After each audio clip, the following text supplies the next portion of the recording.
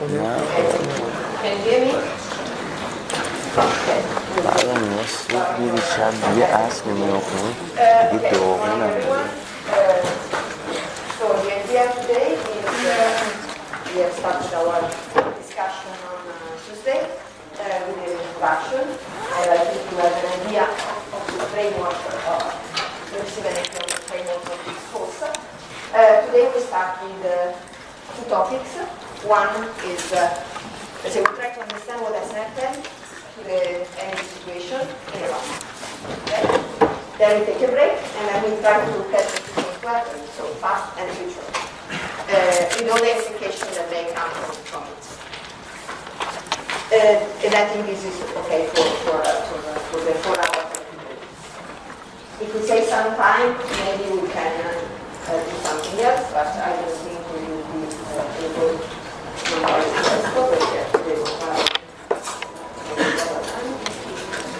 Next week on Tuesday, we will give a look, a very general look into some climate and energy policy with a special attention to in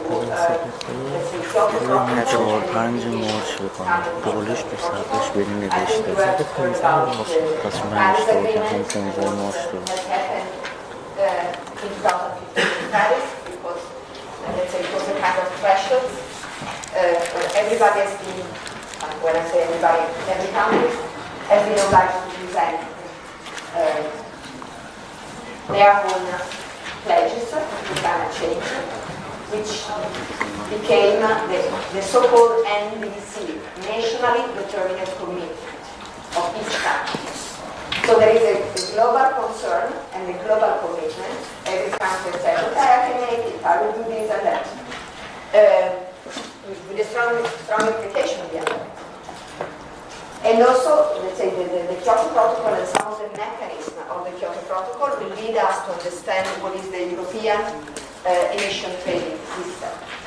Have you ever heard about this? I'm sure that Professor Lozza or some of the colleagues that has been teaching you energy systems, energy conversion system, or things like that, they have mentioned it for sure, because it's like it's the market of the CO2.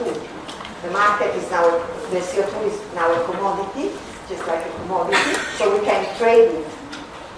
Crazy? It might be crazy, but it has some sense behind it, and I would like to show to you what is the sense behind it. We will not go into super detail, but just to let you know that policy may have relevance. We will see that without policy, we couldn't have been at the stage we are.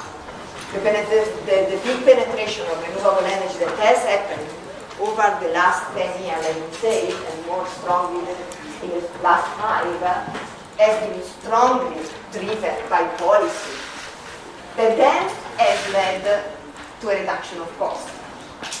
But without commitment by the governmental institutions, say, guys, we have to go this way, no one would have gone that way, because it was not cheap at the time. Okay?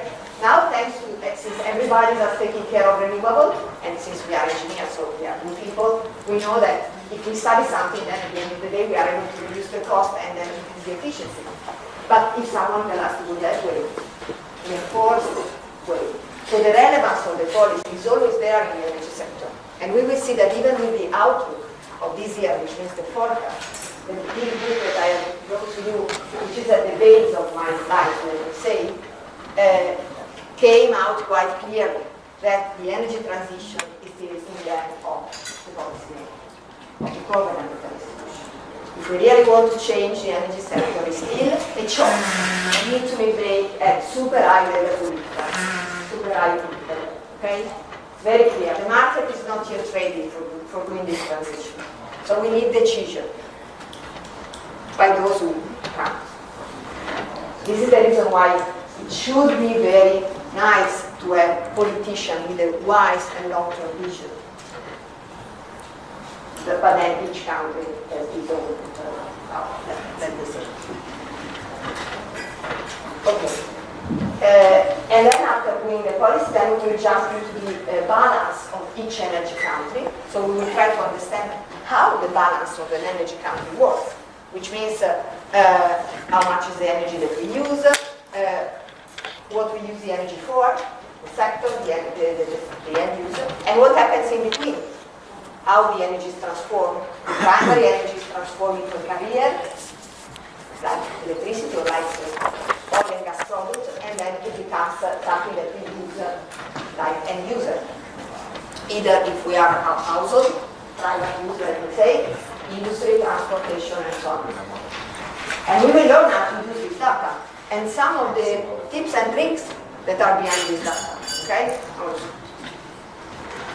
And this is Tuesday, and then on Friday we will have a kind of hands-on session trying to understand how to use this data. Okay? And then we close the first part on the global big energy trends and forecasts. And then we will start at the second topic. I will tell you later. So this is, let's say, our track until March 8th. Okay, so let me start with the first part. Divided into three parts. The first one is, I would like to do some other activity. Because when we discuss about energy and energy statistics, you will see that we don't have one unique institution that it is worldwide recognized to make, and it is allowed to make statistics. There are many, and by the way, each country has its own national statistic office. So there might be a little bit of difference in the terminology that it is used. Okay? But unlikely the terminology can lead to a difference in the final results. We will see today together. So numbers are not always so objective because there are convention behind, some convention. And this leads to different interpretations. So one very important thing in your job today, and when you will be an engineer working in the market, is that you have always to have in mind what is behind a graph, what is behind a table, what are the definitions given. Okay? Otherwise you can, let's say, trace bad conclusion or misleading conclusion. Okay? So never accept a graph provided by someone that doesn't tell you where the data are coming from, so that you can go and check what is the glossary within that data. Okay? Never trust, you Google in the internet and you find some crazy graph and you say, it's in the internet. Only look at the graph that can refer to some of the international recognized statistical institutions. And then go there and check what is the meaning of a certain amount of biomass or biofuel, bioenergy. What does it mean? What is inside? Go check and then you have an answer. This is very important because there are so many data, and now we are living in a society of the data, big data. But sometimes we need to know what is behind this data. Don't take them for granted. Okay, we will look at it. Then we will look at the trends, and then we will speak a little bit about resource availability. Okay. So let's say two very simple things. I think that we all agree on that. I think you all, even if you come from different background, we all have the knowledge of what it means fossil fuel, what means non-renewable energy, what means renewable energy. Maybe we can have a little bit of discussion about what is considered almost unlimited resources that are not exactly non-renewable, but something in between. So do you find yourself in this, let's say, common statement? Renewable energy, we have a lot of options from hydro, wind, solar, biomass, and so on and so forth. Even the energy that may come from wise use of wave and tide and so on and so forth. Fossil fuel, oil, gas, coal, and nuclear fission. Let's say about, as I said, non-unlimited or almost unlimited resources. We can place geothermal energy, even if we know that we have to use it with care at a certain rate. And the same is for nuclear fusion, because in the process of burning a nuclear, let's say, fuel, which is made for fusion, we create further fuel. So it's a kind of, let's say, unlimited, almost unlimited resources, even if it is not fully considered renewable. But we can argue a lot about this last category, but it's important for us, for me, that you have clear this distinction between the two. But I think this is a general common understanding for those people. The other very important understanding is that what is primary energy? What is primary energy? What is the difference between primary energy and the energy carrier?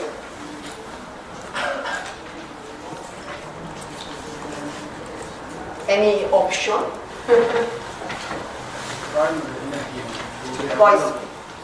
Primary energy is available in nature.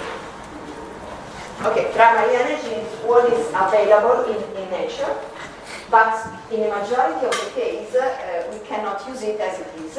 So we need to transform it, because for matching the final use that are the right hand side of this equation, non-energy use, industry transport and other uses like residential and services, we need to transform the primary energy into energy carriers that can be then used. There are some cases in which we use directly the primary energy for the final use, but in the majority of the case we transform them into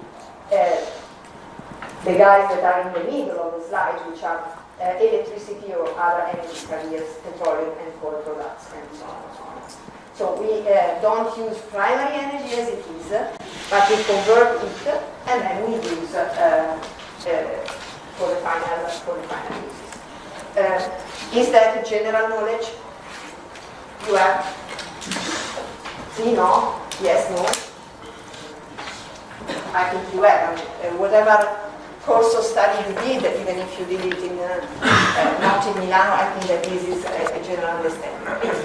Yes, is primary energy quantified in terms of available energy numerically? Is it quantified in terms of available exergy or things like that? In the majority of the case, it is given in terms of heating value. Then we will see that the heating value is quite a good proxy of exergy. It's not the chemical exergy, we will see together, but it's a good proxy. We make an error of 10% if we assume to use LHD as a proxy of exergy, chemical exergy complex. But we will see that this, we will make a clear example on how to calculate the total primary energy supply at the global level or for a given country. There are statistics, so we know, we can assess them. Maybe I have already mentioned to you that when we do this kind of statistic,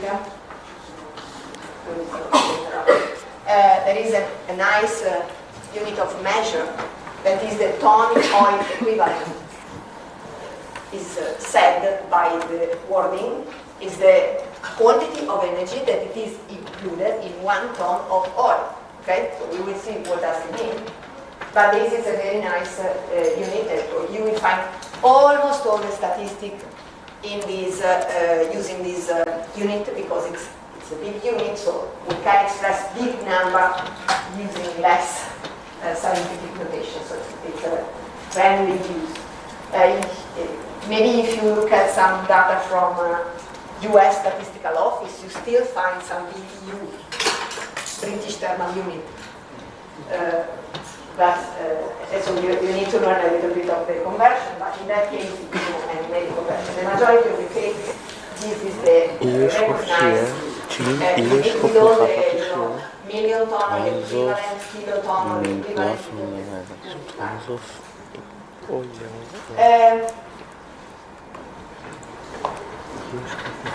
So it's very important for us to understand this kind of group because it's the base of what we will study. everywhere. Saate şey yap. This can be an energy system, the boiler, the engine, whatsoever, but even Italy, the country, Pakistan. Okay? So we will have some primary energy entry, that we have, let's say, the total final consumption, the energy that is used for the end uses, and then we have all the conversion in between, with some losses.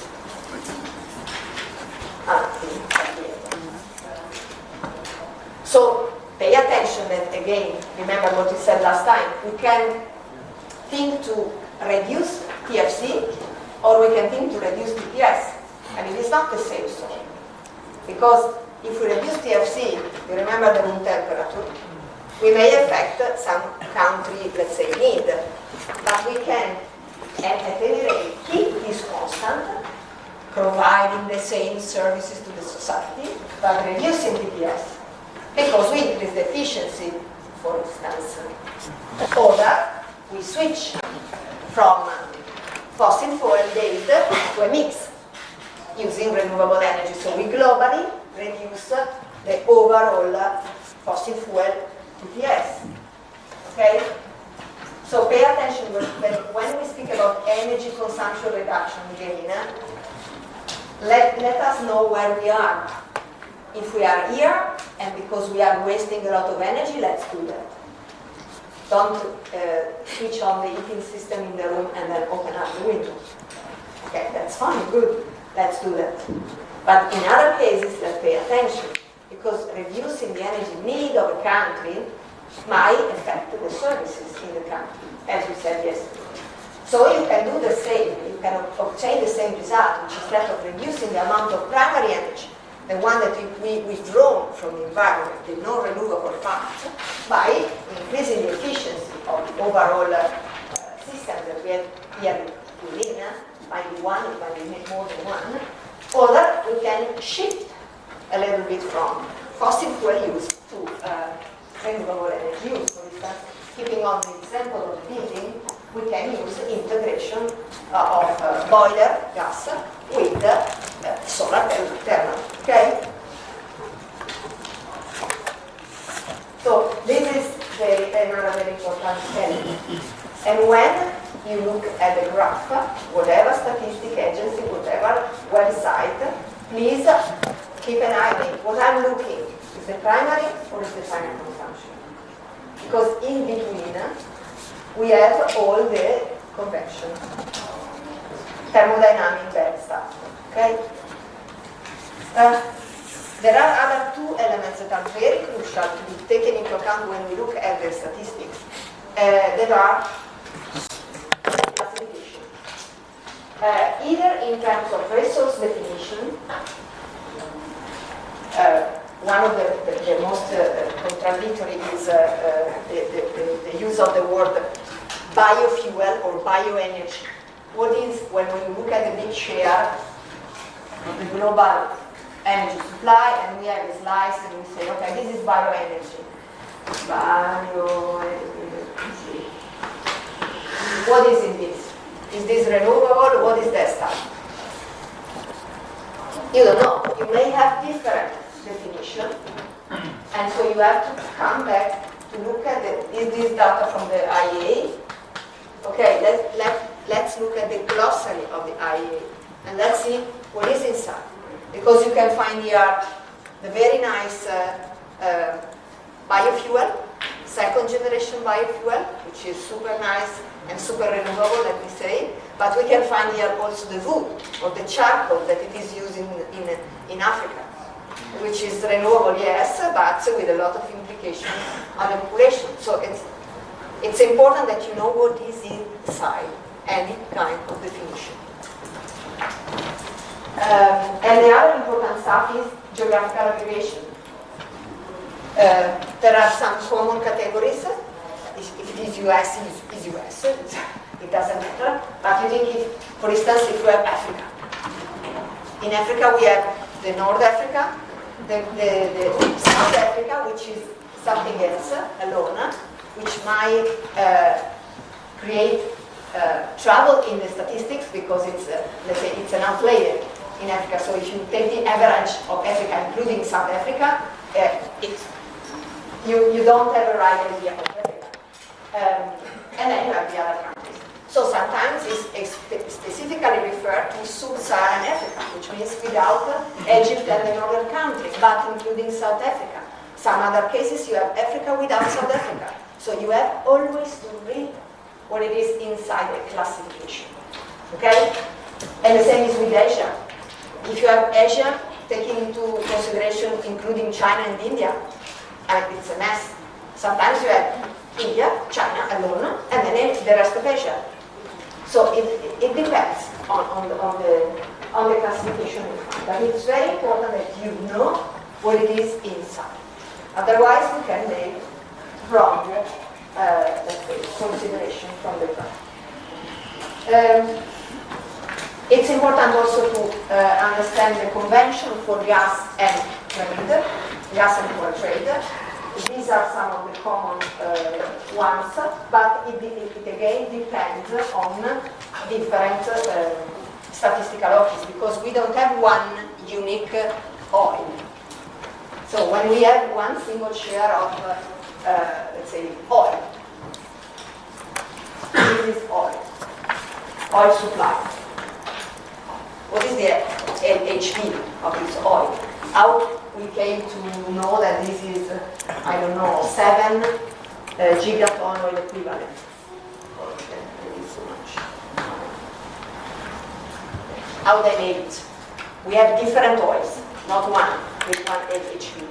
So, in the majority of the case, you take an average. Okay? So you need to know which is the average. It depends. You have always to build up numbers and to understand how they are made by different statistical techniques. So remember that 1 ton oil equivalent, this is a number you have to remember. The mean heating value of oil is 41 megajoule per kilogram. 41.8. This is a number you have to remember because in case you want to convert this ton oil equivalent into another, let's say, megawatt hour, for instance, you need to know how much is this value. This is an energy unit, okay? Energy unit. So you can convert it into other energy unit by knowing what is the value. And the value is, it is a standard because, as I said, we have many oils. A little bit more heavy oil, light, and different kinds. So they don't have the same HE. But for convention, we assume that this is an average. Okay? So 41.86 megajoule per kilo.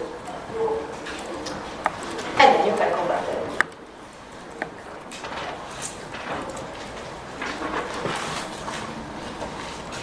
And before showing to you the complexity, that it is a little bit higher in the definition of the convention for electricity generation, I want to show to you the glossary of one statistical object so that you know how to use them. And then we enter a big discussion on the other topic. I have already uploaded because, as I said, I mostly rely on the International Energy Agency data because of a number of reasons that we will discover together. So I have uploaded the keyword energy statistics of 2018, the one published at the end of every year. These are keyword energy statistics 2018, November, so they are very recent. Okay? I have uploaded them on BIP already, so you have them.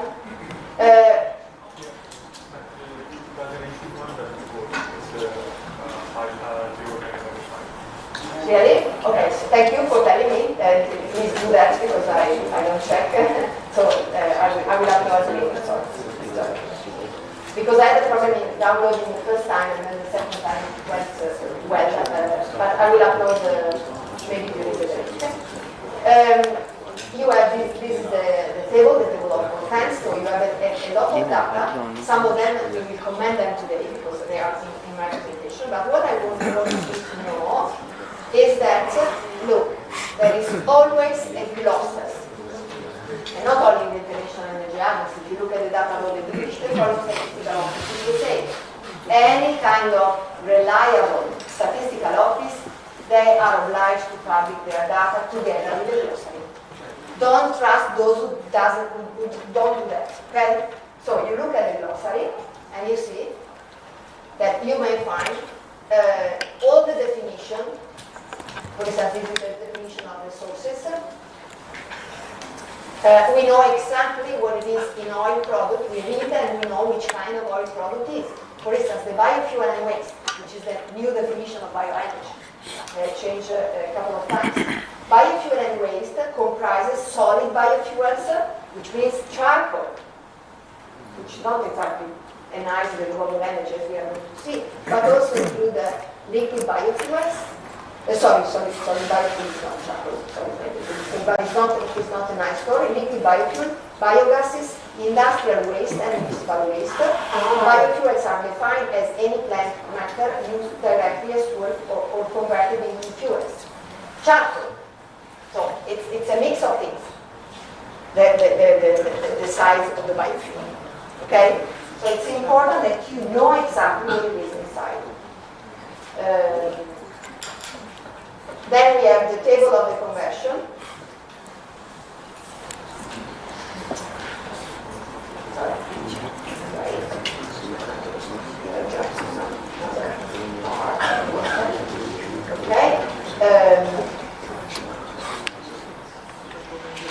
Okay, in this statistical data, you don't have the aggregation of countries, but if you go to the website of the International Energy Agency, you have a general information. I need to put it here. These are the conversion factors, but we don't have the aggregation of countries. But if you go back to the website of the International Energy Agency, you see how the countries are aggregated. And again, I repeat, don't trust any statistics that comes from someone that does not tell you where the data are coming from and how they are aggregated. Okay, so now the complicated part. Remember me to avoid in the way, so that I do the stuff immediately. Okay. Now, if it is easier with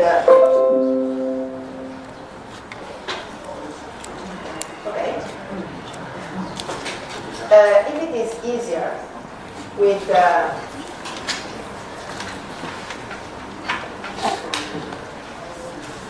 the convention for gas and coal, it is a little bit less easier, and you find a lot of diversification in, let's say, converting the electricity, especially for renewable energy. If I'm producing a certain number of terawatt hours by using solar PV, okay, which means that I'm on this side of the, I have my power plant, producing electricity and use. How much is the primary energy that I'm consuming? When you do this for a combined cycle power plant, you know how to do it. How to do it. If you have the electricity and Professor Lozza, or I don't know, whoever professor of, what's the professor of conversion system? Lozza, Manzolini, Campanari. Okay, the supplement will ask you, this is the electricity produced by the combined cycle power plant, last generation. Please, can you give me the primary energy that it is consumed? How you act? I send a WhatsApp message to go to them. How do you act? How do you convert electricity produced by a combined cycle power plant into the primary energy? But don't be shy because, yes, you have to use it. Guys, you are studying management engineering? What kind of study are you following up? Energy engineering, right? Yes. The majority of you. So please, let's make it again. If this is the electricity produced by a power plant that it is burning gas, combined cycle power plant, how do you come to know how much gas was burned?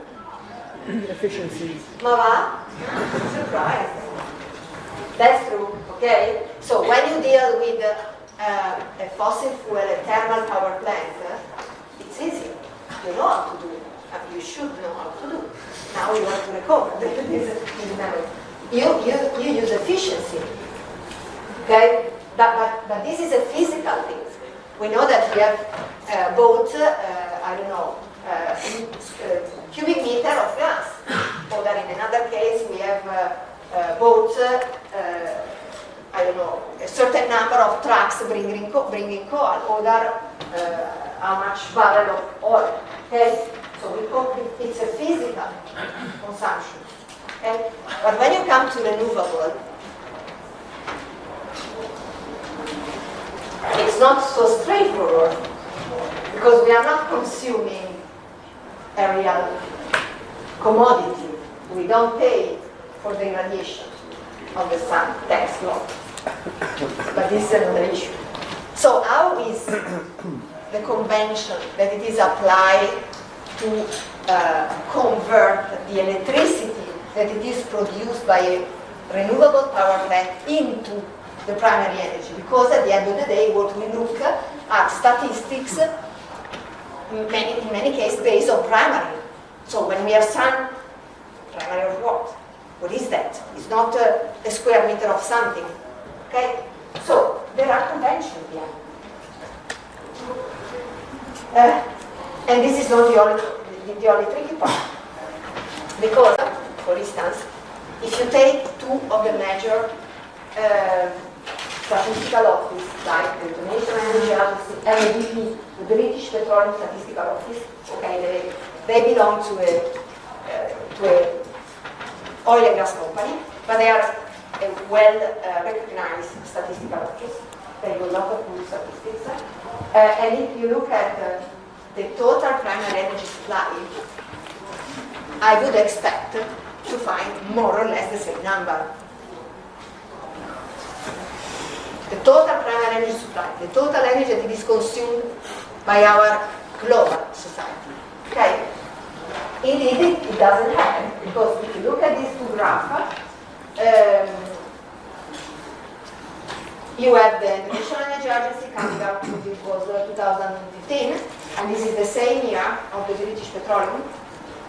And you see that we have different amount of million ton oil equivalent. It's not that much, but it is consistent. So, first of all, where these different comes from? Okay?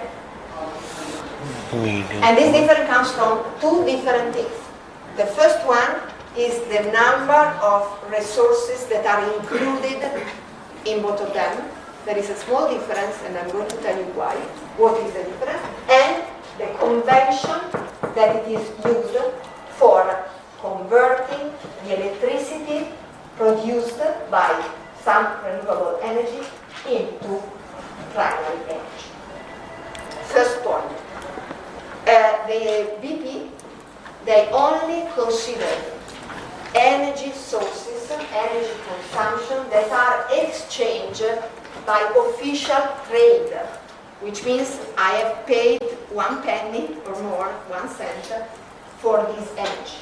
They do not consider the big amount of energy that it is consumed, for instance in Africa, as we have said, like charcoal or firewood, that it is simply gathered by the people not paying 1 penny for it. Okay? Which, by the way, is an estimation. We don't know exactly how much of this energy is used. The International Energy Agency includes this amount, and I'm happy they do, but we all know that it is an estimation behind.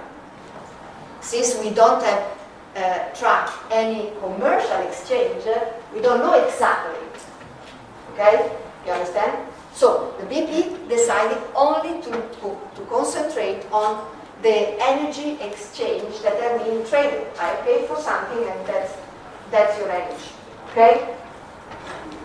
I'm not saying that it's bad, it's good, it's a choice. But this again, it's important that you know when you look at the statistics.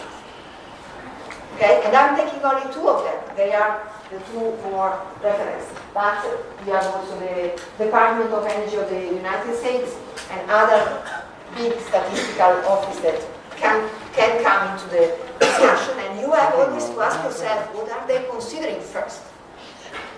Okay? So the difference is you a bit to this analysis and also to what I've said. Let me move to the second step. If we take a slice at the end of this graph, 2015, and we look at the share, okay, of the different fossil fuel, this is what we obtain.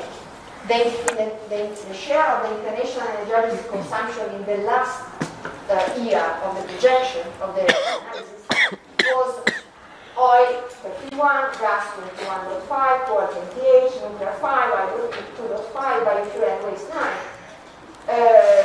other renewable 1.5. While if you see the BP, oil 33, gas 24, coal 28, nuclear 5, hydro 7, and renewable 3. Aside of the fact that you don't see biofuel and waste, okay, you don't see, because it is, a part of it was included in renewable and another part is not included, as I said, chocolate. But some of the big differences are coming out in the renewable part. Look, hydro is almost double, and renewable is almost double. You see? Are you with me? Same here. Okay? So, why? Because one thing is to say that, okay, we have a difference between 31.7, which is 32 and 33. This is due to the total amount that is a bit different, as we said, because there is a minor part. But, I mean, 2.5 compared to 5, or 3, sorry, what is, I don't remember what, 1.5 compared to 3 is the double. So this data in the hand of a politician can make the difference. Because in one case the renewable energy has the double share compared to the other one. And by the way, look, the better perspective is given by BP and not by the International Energy Agency. Look at the percentage of renewable energy is higher in the violet case, which is the British petroleum data. Okay, so we cannot say, well, they are the bad guys, they want to give relevance to the oil and gas. No, because they are giving more relevance to renewable, right? Okay, do you agree? Do you agree or not? Okay. Data are there, so you can look at it. If this is not clear, raise your hand and we explain, because it's very important, this passage. Boys. It's not clear for me the difference between 1.5 for 5 year and 3% for... I will explain the difference, but it's clear that there is a difference. Okay, so it seems that the British petroleum, the second one, is giving much more, let's say, favorable insight for renewable compared to the International Energy Agency, and one should expect the contrary because they are a big oil and gas company. Okay, so. But isn't like misleading? Like for example, in Mexico, what they do, like they say that we have clean energy, and then they put like natural gas and like a lot of stuff that is like cleaner than oil, but it's still okay, good. we come into the discussion between gas later on. Yeah. So like the fact that the BP is saying that we have like more renewables isn't like just because I don't know, like they want to say that it's the situation is better than. There is no let's say how can I say there is no hidden issue. There is a very simple way of accounting things, and I will explain to you. Look, we have energy, primary energy, okay? Electric energy that it is produced by a renewable power plant. How we convert it into primary energy associated to this electricity. There are two ways. The first one, you simply convert the electricity equivalence of this energy into ton oil equivalent, which means that you are assuming, brackets, an efficiency of 1. You are simply converting a kilowatt hour, or whatever it is, into ton oil equivalent, which is considered primary energy, assuming an efficiency of this system of 1. Obviously, if you assume the efficiency system of 1, you are reducing this amount. Or that you assume that this process has an efficiency. This means that you are increasing the primary energy. Understand what I mean? So the share of renewable energy will increase. Okay? What they do, the International Energy Agency does exactly the first assumption. So I simply I have kilowatt hours, and I convert the kilowatt hours into ton oil equivalent, because what I have realistically in the real world is the produced electricity. I don't know what is the TTS because I'm not paying the sun. Okay? So they simply convert the kilowatt hours into ton oil equivalent, which is like assuming an equivalence efficiency of 1.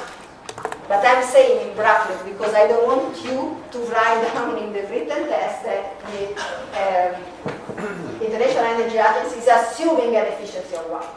It's an equivalence. Okay?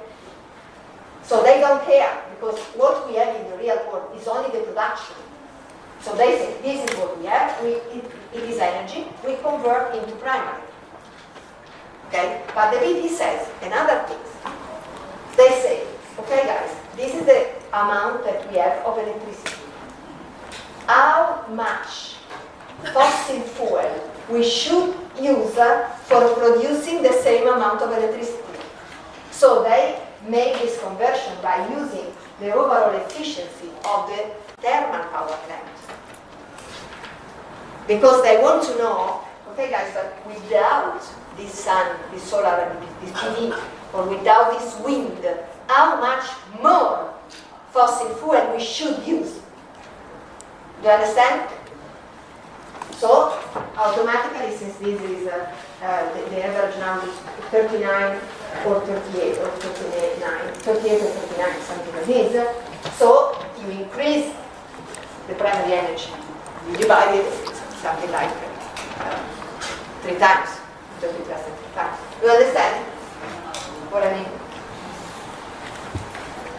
Let me finish, and then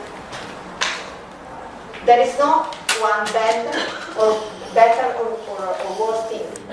It's a convention in both cases. In one case, since the only thing we pay with renewable is the electricity produced, we cannot come out with the primary energy of that side. The International Energy Agency goes straight to, they simply convert the electricity produced into primary energy. Okay? We can argue about this. The second one is a kind of equivalent amount of primary energy that we should have for producing this amount of electricity in case of not having renewables. Okay? It gives more value to the energy produced by renewable energy. Do you understand what I mean? It gives more value because we divide it by 0.38 or 39. But it's important because in this way we know what should be the total amount of primary energy without, taken from fossil fuel, without renewable. Okay? As I said, no bad, no good. They mean different things. And it's important that when we evaluate those numbers, we have this in mind. Okay?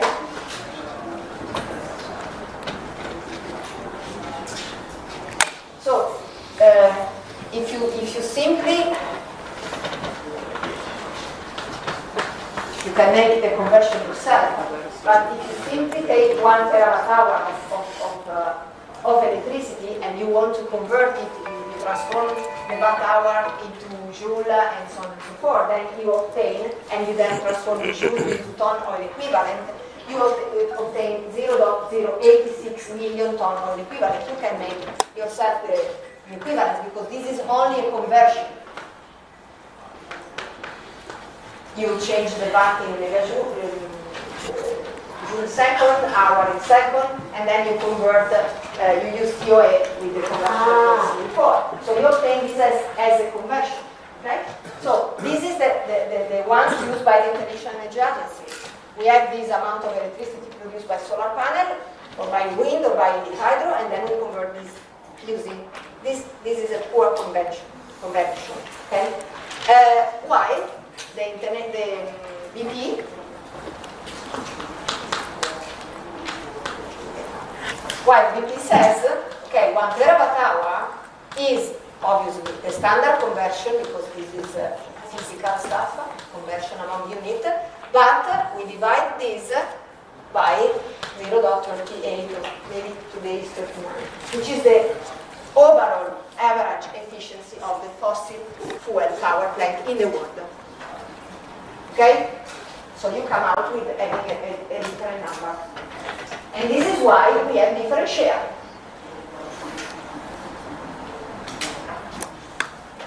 This comes to be 0.0.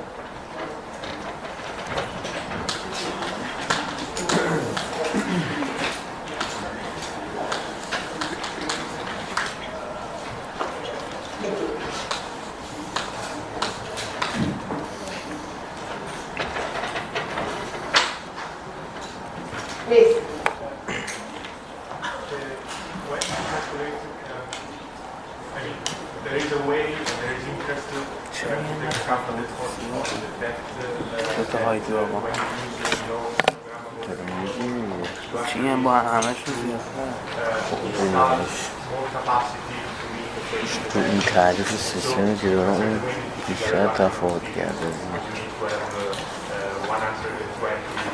Not at the level of the conversion. We will see a lot we will do a lot of discussion about flexibility, but this doesn't affect the conversion. Okay? Because also this is a convention, guys, so it's not physical, like when I said, if this is a combined cycle power plant, the amount of electricity can be turned into primary energy because we use the efficiency. This is physical. We know how many cubic meter of gas we have both. Okay? This is a convention. So one use a convention and the other one use another one. The effects are in the results. But if we don't know why these results are different, then we can start thinking, yes, but BP is doing this because they want to, I don't know. We start arguing things like the politician or like people that doesn't have the knowledge. We have the knowledge, sorry, not this data, the previous graph. We have the knowledge to explain why the data are different. And there is not an hidden issue behind. Simply, the BP is not taking into account some of the non-commercialized energy, and they do it with a certain reason, because the International Energy Agency is putting a risk within this assumption. And every year is a mess to come out with the amount of biomass that it is consumed in developing countries, because we don't know, it's like a magic number. And this can affect a lot the share, because we are changing the 10% of the overall amount. So every year when we have to publish the results, the last day are really crazy because, I mean, they don't want to say number just like the magic sphere, they want to say a consistent number, but we have very few data to come out with the amount because there are no commercial relationship on that. So, okay, we can make an interview, but it's too wide to make interviews with people in rural areas. So it's a super assumption. The BP says, okay guys, this is not me, I don't take into account because I don't want to make this risk. Okay? They only consider what it has been exchanged monetarily. And the second assumption is this one. They want to understand what would be the amount of fossil fuel that we should consume, that we would have consumed in case of not having renewable. So that seems to give more value, let me say, in a certain sense. The International Energy Agency says, no, I don't want to enter this issue. I simply convert the amount of electricity that is produced into million ton oil equivalent. Engineering speaking is like assuming an efficiency of 1. It's like, I'm not saying that they assume, okay? So these are the two big differences in the data that you have to remember quite clearly. So they have a kind of primary energy equivalence. BP obtain a kind of equivalence. Okay, not while the International Energy Agency is focused on the energy content. And what type of assumptions do they take into account for the share of biomass in the international agreement? What do you mean? Like you said that they have to make some assumptions like in order to come up with this number. But how many people we have in Africa? How many people live in the rural areas? How many of them cooks? How many times a day? How much food they use every day for their meals? Which kind of different meals they cook that can require a lot of different amount of food. I can keep on going. So it's really a big assumption. I'm not joking, it's really a big issue that make an assumption of the charcoal and firewood that are used. Because we are speaking of, as we said first day, we are speaking of 2.7 billion people cooking different things. Preparing your breakfast with the tea, but also cooking, so a lot of long-term cooking stuff that it is typical of some African countries, like even in Italy, I would say. So we cannot make a generalization for the typical food. So it's really complicated. The difference between hydro is so much. It's about 4.1%. Does it have any reason? It's more than, for example, oil and fuel and other. It's this one. This convection is used for renewable energies. So for hydro and for renewables. So this is the difference. The other one, they use the same convention as the International Energy Agency. I'm saying this is only for renewable energy. Okay?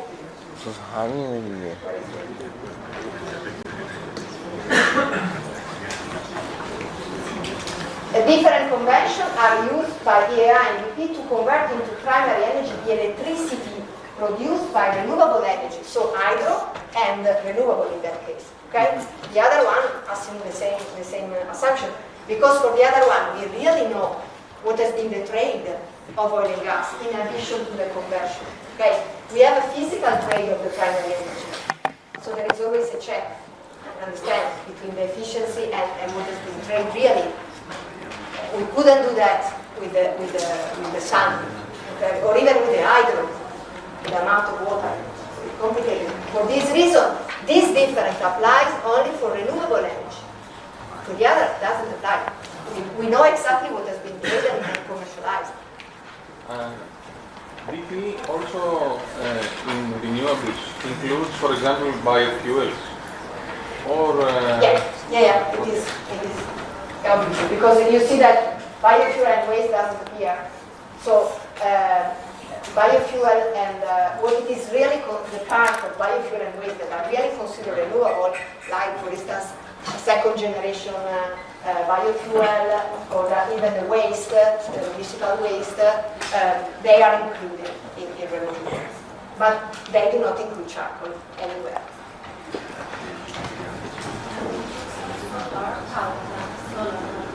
Why do you consider the real efficiency of the Because it doesn't make sense. Because you don't pay for the radiation. So why we have to place, together with the amount of oil, gas, and things that we have traded and we have bought physically, why we have to place that amount of solar? We don't pay the sun.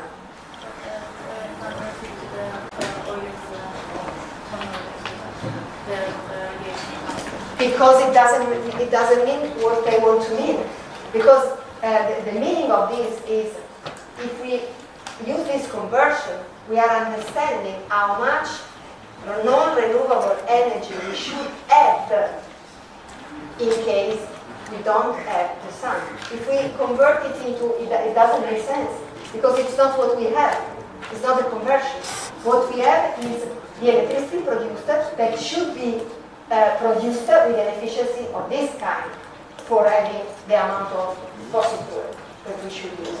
It doesn't make sense to lead to the irradiation that we use because it is not something that we pay for. At any rate, they are conventional. They are not physical rules, okay? Probably, I don't know if there are other conventions in other statistical agencies, but again, when you look at some statistics, go back to the glossary and try to understand what it is in, what it is out, and how they convert it. Because it's very, very, very crucial. Otherwise, you can think that someone is, as I said, bringing the result they wish. Because, for instance, I want to say that guys, what doesn't matter renewable, 1.5% of the total level, what we are thinking about, forget about renewable, their presence in the share is really marginal. And someone else can say, no, it is not, it's the double of what you said, big discussion. They are saying the same things, but they don't know. So they can argue by, their own political or personal ethics. But when we know that these two numbers are saying the same thing, because this is the truth, they are saying the same thing. They are speaking of a certain amount of electricity that it is produced. This is also the reason why many times you see the comparisons between different kind of technology based on the installed capacity. And how you can, what you can say to someone bringing to you a comparison made on capacity installed.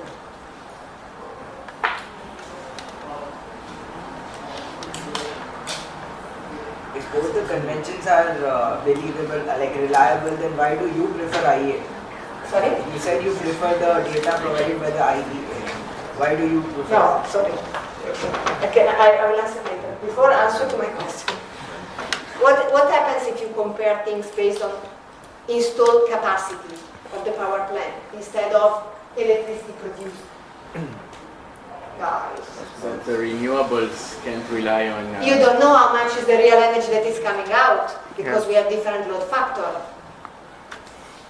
Are you with me, or I made a mistake in the class?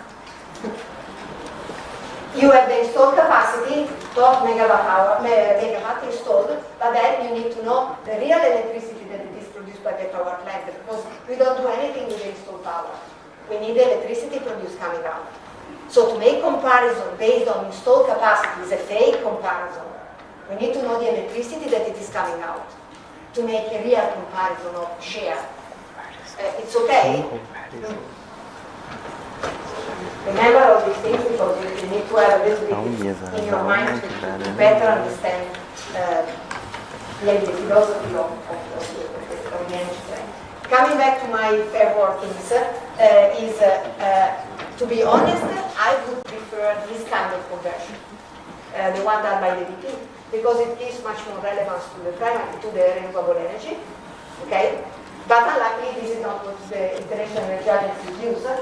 And I'm using the International Energy Agency data because they are an international organization, not a statistical office of an oil and gas company.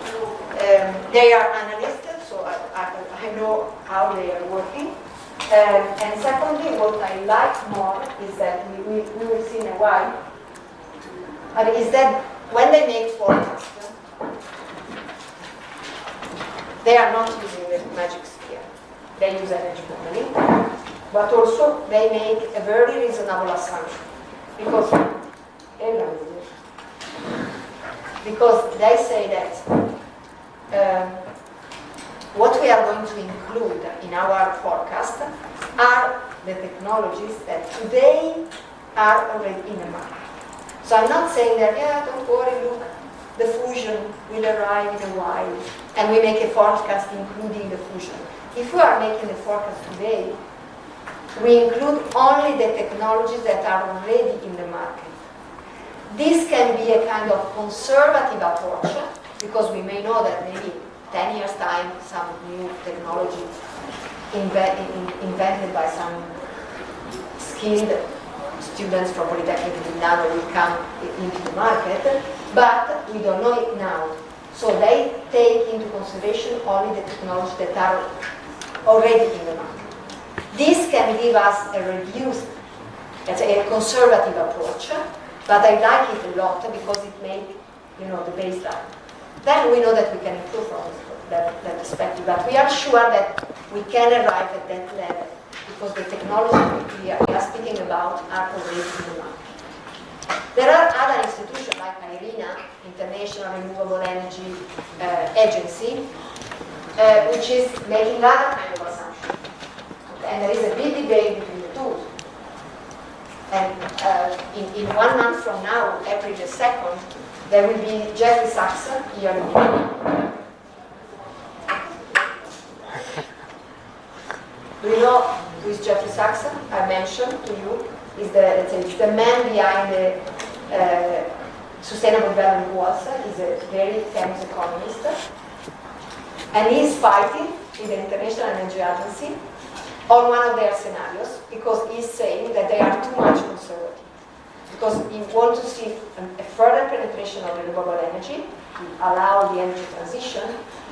So he's collecting a lot of people here in Milano, closed-door meeting, when we will try to understand if what are the technology that can really be considered already, let's say, mature to be included in the scenario of the International Energy Agency. Okay, this is real world things that we have in the second and the third perspective. But I like this kind of perspective because it gives us the things that we can do, not dreaming, let's say,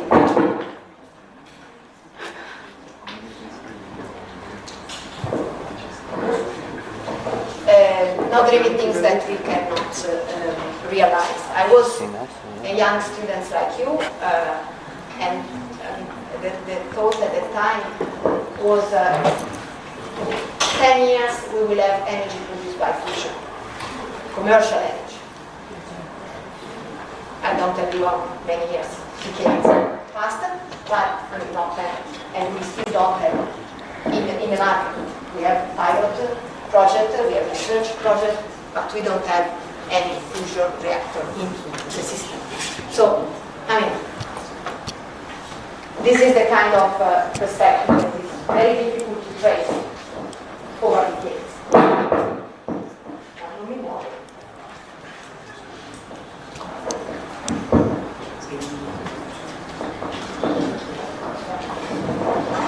Okay.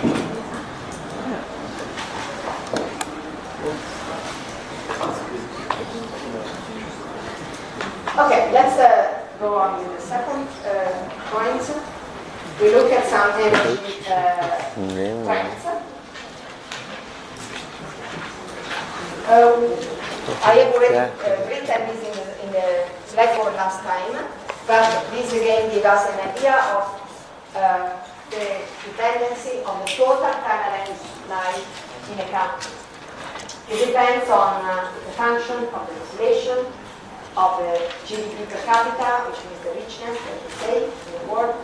It's a function of the TPS per unit of GDP, which means the capacity of the country to use the unit of energy in order to produce the unit of richness.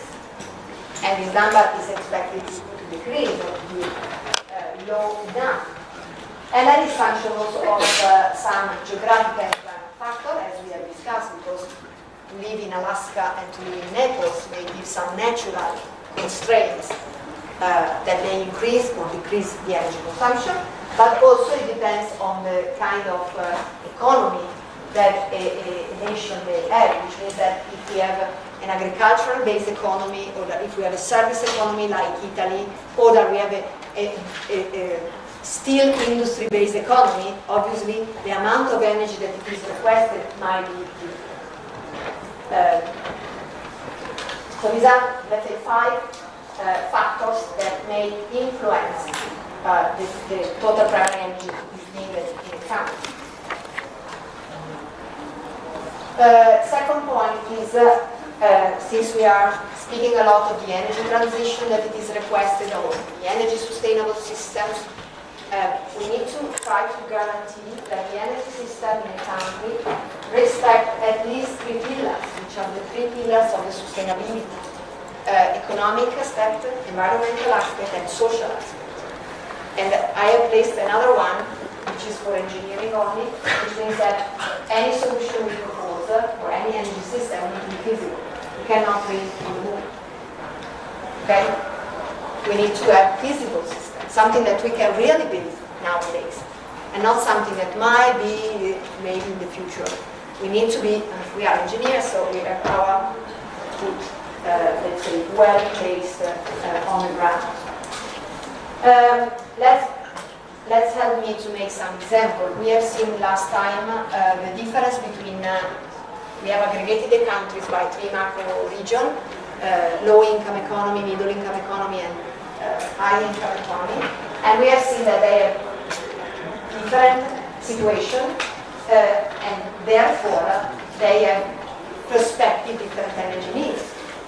You remember low-income countries, they are growing a lot in terms of population, but they are also growing in terms of economy, so we expect to have them growing in terms of energy needs. Middle income, more or less the same, even if they are growing a little bit less in population and a little bit more in economic terms, like India, it is really dominating the economic growth. But this means that also their energy need will increase, and they have probably to take into consideration a switch to a more efficient energy system, because their energy system has been driven by the economic growth, like think to China, not giving much attention to efficiency or to environmental impact. But nowadays they are changing. And this is what needs to happen. As I said, with the developing countries, they have not even an energy system that it is enough to support the economic growth. So big mess. What happens to the high-income countries? They are not growing. Flat economy, flat population, problem of aging. So we are not expecting that the developed world, the OECD country, will increase their energy consumption much. Also because they are coming to be better and better in their efficiency. So, I mean, we are keeping the same energy demand because no population growth, no economic growth, but we are increasing efficiency. This means that we are going to decrease the total carbon supply, or let's say keep it constant. So these are the big issues. Let's make an example of an energy system which does not respect the economic pillars.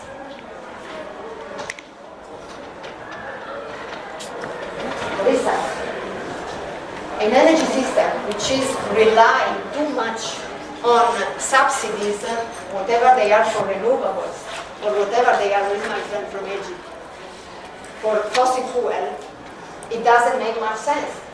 Because what happens if you subsidize whatever technology, whatever fuel? I mean, you are, let's say, creating troubles into the market because, I mean, the prices are fake. Okay, so I mean, let's assume that we are subsidizing renewable energies. We can work in that direction for a while. If this means that we are speeding up the growth of the technology and the capacity of the technology to be at the grid parity. But this can work for a while. If this works for 20 years, what can happen? What can happen in a country? It's not much different to my crazy example of the temperature of the room. What happens, guys? If a country decides to subsidize for, let's say, 3 decades, a technology that is not coming up to the grid parity, we are spending the national budget without any sense. And since the budget is not infinite, this means that we are taking out money from other things, education, research, health, or others. So subsidies can make sense if they help the speed up of a kind of technology, but need to be for a limited time. That's good. But if you subsidize, what about subsidies in Egypt, that by the way are subsidies for fossil fuel, even not for renewables. you are really spending the money of the country, and if you spend the money there, it means that you take them out from some other budget line. Is that clear? Why? For the Italians, but also for the others. Why with the finanziaria every year there is always a big discussion in the parliament? For this reason. Because, I mean, if we were with infinite budget, who cares? Let's spend money here, let's spend money there. It's fair enough. But since the budget is limited, if we decided to go for reddito di cittadinanza, we don't go for something else. That's the rule, the political rule. The budget is the budget. So if we go there, it means that, I don't know, we reduce the amount of money to the university, to innovation, to some other things, to health, the healthcare system. So this is the complicated part of the understanding of how a national economy works. This means that if we decide that, okay, we need to subsidize renewable energy, it makes sense if we are speeding up something that then will go alone. But if we are keeping on having these subsidies, we are withdrawing money from some other budget line of the economy, with consequences, not for free. This means that we lack the economic pillars of this kind of policy. When we may lack of the environmental attention or the environmental dimension, for instance, an economy which is massively depending on fossil fuel may create trouble.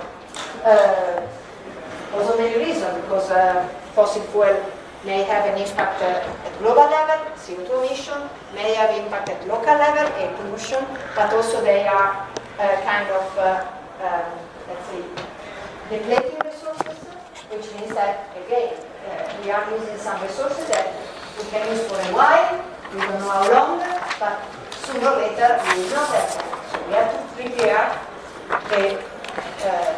the transition. What about an economy which is lacking of social dimensions? As I said, for developing countries, the massive use of charcoal and firewood, which by the way might be considered renewable energy, it might create troubles. Land degradation and deforestation.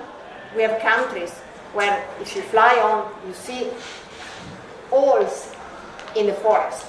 And these holes are not created by the illegal international criminals who are trying to trade wood illegally. But they are created by local people that goes there and day by day cut the tree or do things like that in order to use this wood for their domestic daily needs. Malawi is a typical example, not only. But it's not only an environmental impact, it's also social, because who is going to gather fuel and charcoal? Female and children. Okay? So this means that, and it's not like, going into the garden and picking up a piece. You have to walk for 5 or even more kilometers per day. The average is 5. 5 kilometers a day is not an easy walk, especially if you are children and you have also to go to school or to study or to do other stuff. And the same is for female. If they do that, they cannot do other things, for instance. So this energy choice, this energy system is somehow limiting the social development because of, obligation that female and children may have every day. And the same is with water. So this is an energy system that, despite being renewable, is not sustainable. So don't make the equivalence that everything that is renewable is always sustainable. Renewable and sustainability, not the same thing sometimes. So we have to ask ourselves the implication always of our energy technological choice on the 3 pillars of sustainability: environment, economics, and social. First, to graph. The first one is the energy trends at global level, and the second one is the same, but only based for USD countries, the developed countries. So, the first things I want to tell you is how to reach this kind of data. When you look at graph, you are an engineer, so first thing is what is on the vertical and what is on the horizontal axis. Okay, first one. Then you look at the big pictures. What it comes out from the first one? To me, at least two elements. The big picture. Sorry. First line, the first things is that on the horizontal axis we have the years from the 70s to, this is the last available data taken from the World Energy Outlook, or the key statistic that I'm uploading in a while. And the vertical axis is the primary energy supply at global level given in million ton oil equivalent. So, first of all, we said that the right answer was 14 gigaton oil equivalent. Look, remember the questionnaires of Tuesday? Okay, so having said that, then we look at two pictures, two elements. The first one is we see an increase since the 70s. And the second one is if you look at one single year, then wherever you place, there is a bit of change, but even today, you can still say that the majority of the supply is provided by fossil fuel, which are the oil, the coal, the maroon, the oil, the light blue, and the natural gas a little bit more down. Okay? So if you look at 1 year, still the big share is given by fossil fuel. Okay, this is the second. A third element can be, yes, we see an improve in some of the, let's say, no, we don't see other, by the way, we don't see the renewable, the teeny. We see a little bit of increase in the nuclear, because we have moved from the 70s up to today, but then we will look at in more detail to what is happening now. And that's it. And then there is another element that we see, because it's evident, is the singularity happening around 2010, which is due to the economic crisis. So we have experienced not a unique, but the decrease in the energy system, the energy demand related to 2000 was not a positive element, not due to, big attention to consumption, reduction. No, it was due to the economic crisis. The link between energy, the uncoupling between energy and economic growth. And if you go back and you look at it in the 70s, the 78, the only other time in the history where we have experienced a reduction in the energy consumption has always been related to an economic crisis. Okay? Until 2014, where we have seen the recovery. I've shown to you the slide last time, where we have experienced a recovery of the energy, of the economic growth without the same increase of the energy demand. And this was the first seeds to start thinking that probably there is a decoupling. We can increase the economic growth of the society without increasing the same level the energy needs. But before, in the history, any time we have seen a decrease in the energy sector has been always associated to an economic crisis.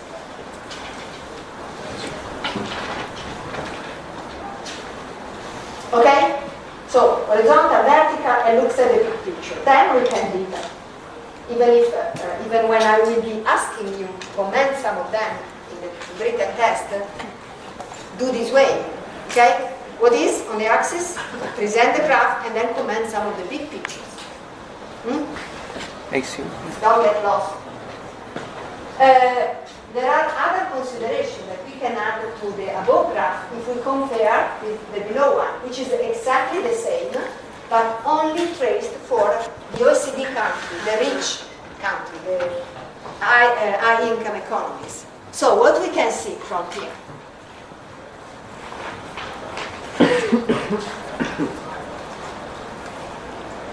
That, what was the first element that comes to mind? Thank you.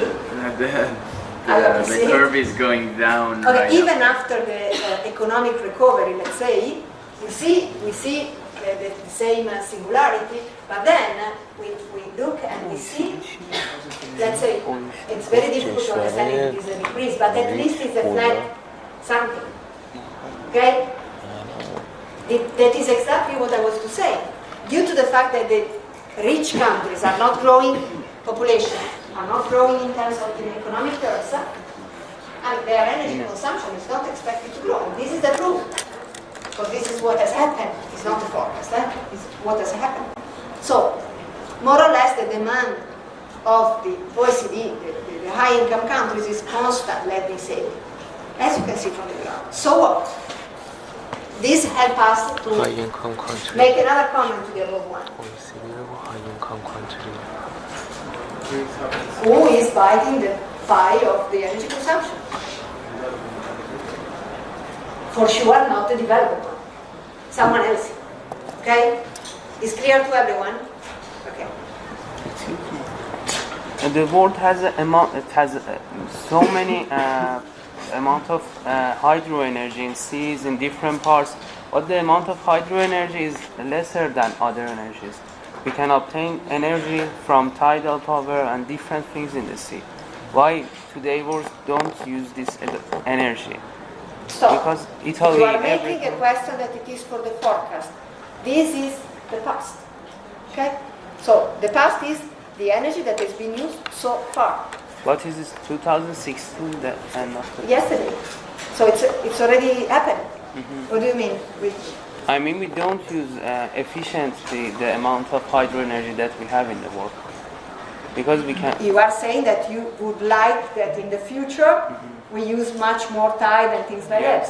Okay, we will discuss this. We will look at the forecast, but this is something that goes in the forecast. This is the data of the past. This is what has happened. I cannot change that. So look at what has happened. You understand the difference between the past, happened, done, and the forecast. So what we can, what is the other consideration that we can analyze is that, as I was saying, is not the developed world is not the one that it is consuming more. Now we compare. We look at let's say the first year and the last year of this graph, and we compare the share. So above we have the same graph as before, divided by fuel, the same graph, but only taken as a pie, and divided by region. Okay, so we try to understand who is biting the pie. So, first of all, this graph, guys, these two pies are the same as this graph taken here and taken here. Okay, they are the same, only expressed in a different form. You look at the data; they are exactly the same. 6,000 million ton oil equivalent and something like 14,000 something. Look at the share. As the share of the world energy supply changed from the 70s up to today, so this is a pie, this gives us the share, and we have the total amount here. This is 73 and this is 2016. What we can analyze? There is a reduction of oil, as you can see. Can you see the data? Okay. There is a reduction of oil, which is, if you see the amount, yes, you see. A reduction of oil from 46, almost 50 to about 30. There is an increase in natural gas. Coal has experienced a little bit of increase. Biofuel and waste, more or less constant. We see a little bit of increase of nuclear because in the 70s we were at the beginning of the nuclear era, and now we have some developed nuclear power plant. We will look at the forecast later. This is not the forecast, okay, so we will look at the forecast later. So as you can see, the share has changed, but not that much. A little bit oil, less in favor of gas, but for the rest, mostly the same. But what has experienced a change? These are the same graph because look at the terawatt, below, I need an arrow in place in that. These are the same as below, look 6,000 million ton equivalent, but the share is given in terms of countries of the region that are And look, totally different phase. Because in the 70s, the majority of the consumption was in charge of the blue ones that are the OECD, but nowadays they are below 40%. And look, the yellow, China, was in the 70s consuming the 7%, and nowadays it's 21%. And if we add China, if we add Asia, where India is, we come out to have the red and the orange, or the red and the yellow, which has the same size as the OECD country. So countries that in the 70s were considered developing countries, China and India, nowadays they are consuming as much as the developed world. Okay? So we don't have a big change in the energy mix. Yes, a bit of change, oil versus gas, but not that much. But a big change in terms of who is consuming the country. The other two are, sorry for the mistake, the electricity production. This is the mix of the electricity production, and this is the share in terms of region. They are exchanged. So we see that in terms of electricity mix, the difference is higher. Look in the 70s. We still had a lot of oil used for producing electricity. Nowadays, the oil used for producing electricity is almost phased out. We don't have much more oil power plant, just a few, but you see them there. We have an increase in natural gas, which was responsible of the little bit more than 12% in the 70s. Nowadays, it's around 23. So big increase in the use of energy for electricity production. Coal is still there. Coal is still there, and it is, not changing much. 38. So still constant, despite of this big discussion we have on climate change. We see the nuclear increase, obviously, because nuclear is mostly used for electricity, so the share of the nuclear is higher when we speak about electricity. And then we have hydro, which has experienced a small decrease in terms of share, not in terms of number. And then we see, finally, the appearance of the renewable part, which was really teeny in this graph, and here it is, let's say, something like 80%. Okay. Again, what about the share in terms of region, the breakdown by region? In the 70s, the electricity was produced mostly by OECD countries, while nowadays it's the same as the primary energy. We have less than 50, 43, but if we sum up China and India, we come out with a, let's say, competitive number. So the geography of the consumption of energy, either if we speak about primary, either if we speak about electricity, has changed totally. And we are looking later on in the forecast how this will further change in the future. Okay? In terms of mix, the most relevant changes has happened in the electricity mix rather than in the total. Why we have been able to phase out oil, or almost phase out oil in the electricity production, and why it's very difficult to reduce the oil amount when we speak about the primary energy. Transportation. Thank you. Yes, because we have still some sectors that rely very lot on, let me say oil and oil products. Very difficult thinking to make a change. Yes, we can think about electric car, but cars are a marginal part of the total transportation, which is also including boat and flight. And if you think to have electric flight, I think we are very far from it. So it's very difficult. The big challenge, the big transformation of the energy sector will happen when we will find a solution for transport. What? Yeah.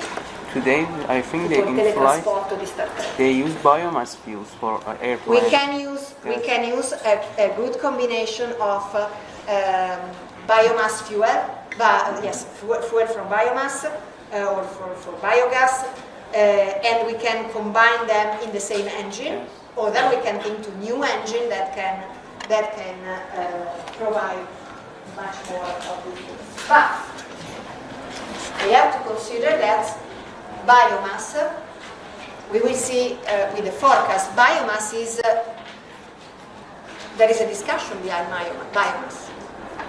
Because just like the same discussion that is going to happen with hydro, why the share of hydro has decreased? Let me say one thing. Remember that when we speak about the share, it's not the absolute number. Okay, so the share has reduced. Look at the hydro. The hydro. Okay, it's the bio. Okay, the share has reduced, and then if you want to know the total terawatt hour, we have to multiply for the total. So totally has increased, but the share has reduced. Okay, keep always this in mind when you speak about share and we speak about total amount. But what is the international challenge that it is behind building new dam? My friend from Egypt, my friend from Sudan, please. By the way, you can argue yourself. Someone from Ethiopia, so we make the whole Nile basin. Someone from Ethiopia, no, we don't. Sorry for the joke. But there are issues behind building new dams for many reasons. There are environmental reasons behind, because when you build a big dam, you have some environmental effect on the biodiversity.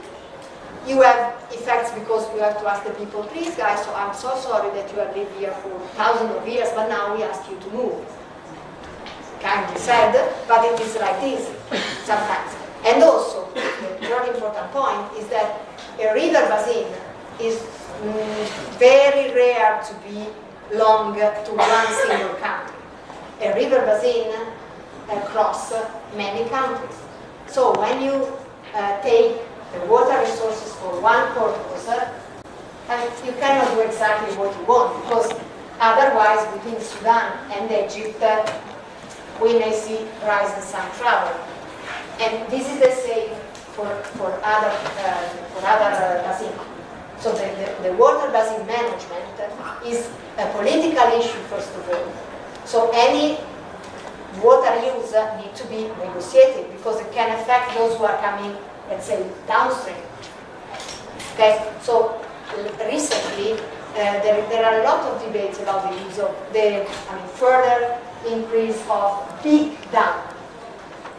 China is doing that, because when they're taking the chisel, they have the people, they do whatever they want, and they go.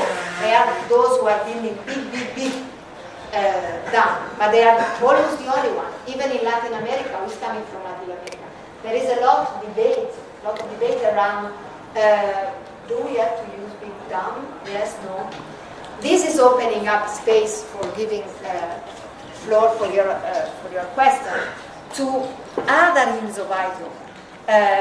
Foster the use of mini hydro, which does not require to build a big dam, because we can have a simple run-of river kind of turbine.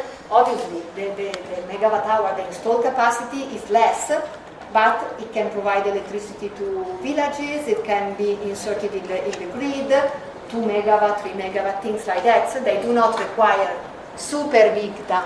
Okay. Other uses of, let's say, tide, ocean, and this kind of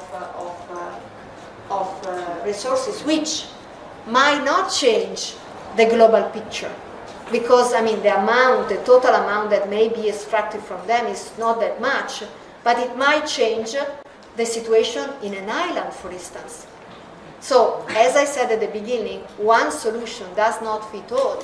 So if we are speaking at global level, probably the contribution of tide or these kind of things may be very small, but in some specific situation it can change totally the life of the local people, being very effective.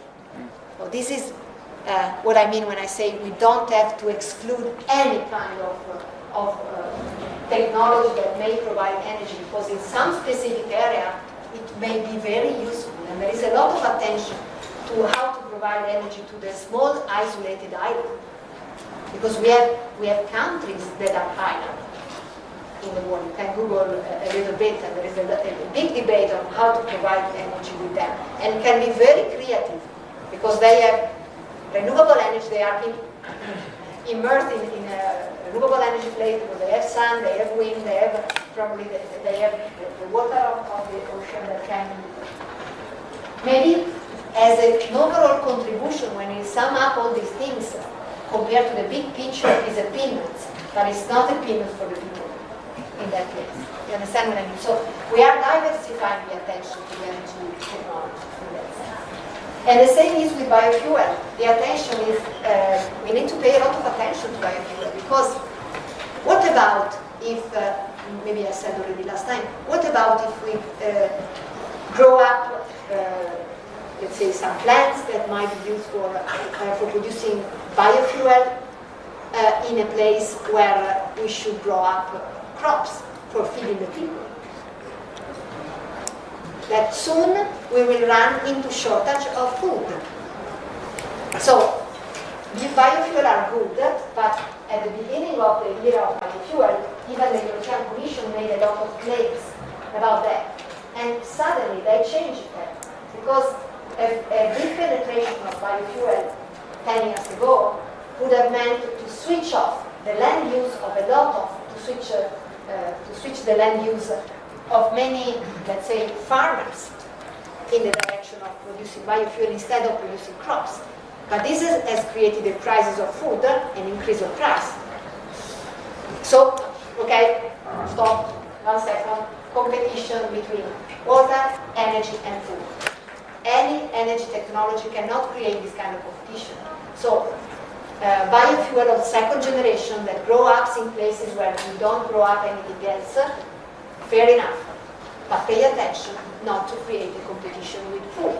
Or, like the example before, do not create competition between water used for energy production and water used for feeding the people and for irrigating the field.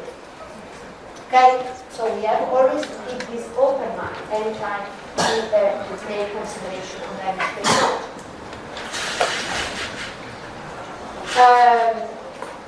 This is the overall CO2 emission. So the total is just to give some piece of a little bit less than 35, a little bit less than 30,000 million tons CO2. And again, we see the contribution coming from different countries compared to 73 and 2016. So in the 70s, the bad ones were only the OECD countries, because the other one had very small slices at the time. But nowadays, we see that, I mean, the contribution is lower in terms of share, not in terms of total. In terms of share, it's lower from the OECD country when we take China and India, which is the most part, the biggest part of Asia, we come out to a similar share and contribution. This is following up the previous slides on the energy.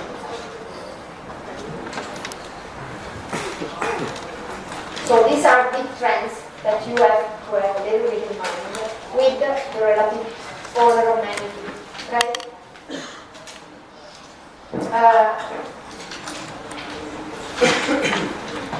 Let's look a little bit to the resource availability. We will cross oil, gas, coal, nuclear, hydro, and the other renewables. For oil, gas, and coal, we will have the same structure. We will present the reserves. Then we present the comparison between the demand and the production, so that we understand who are the countries who are producing and who are the countries who are consuming. So we try to understand also the dependency between regions.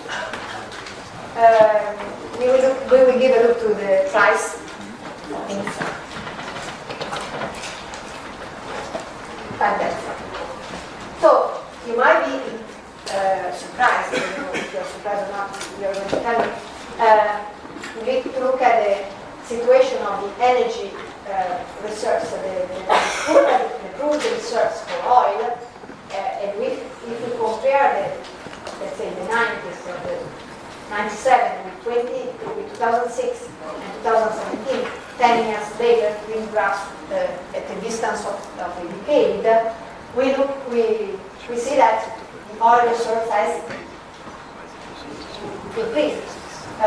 The bubbles are, the size of the bubble is, let's say, proportional to the total amount. So, where are you expecting that we have experienced an increase in the reserve, or it's a surprise?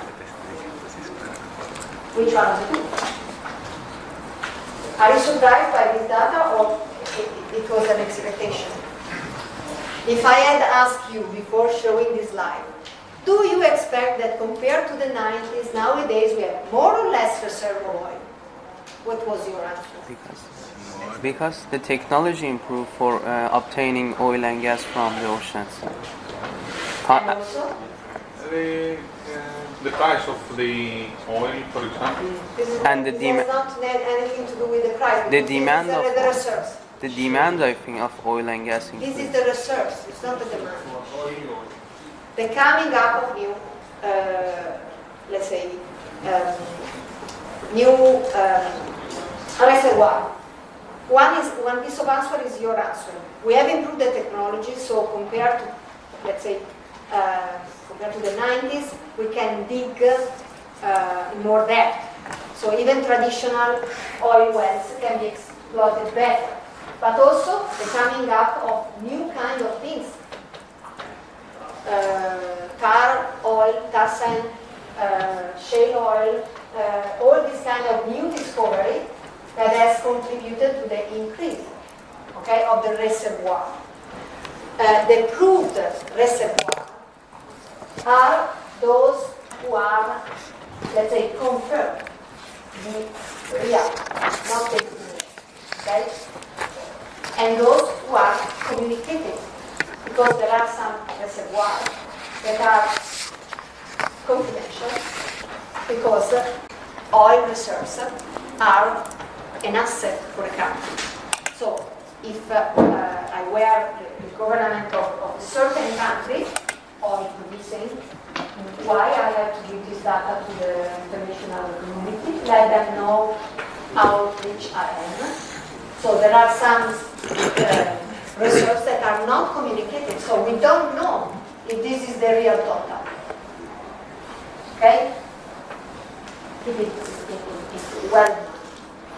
But if we come to make an analysis and we try to understand with this amount of reserves, with the current consumption that we have, for how long this reserve may last,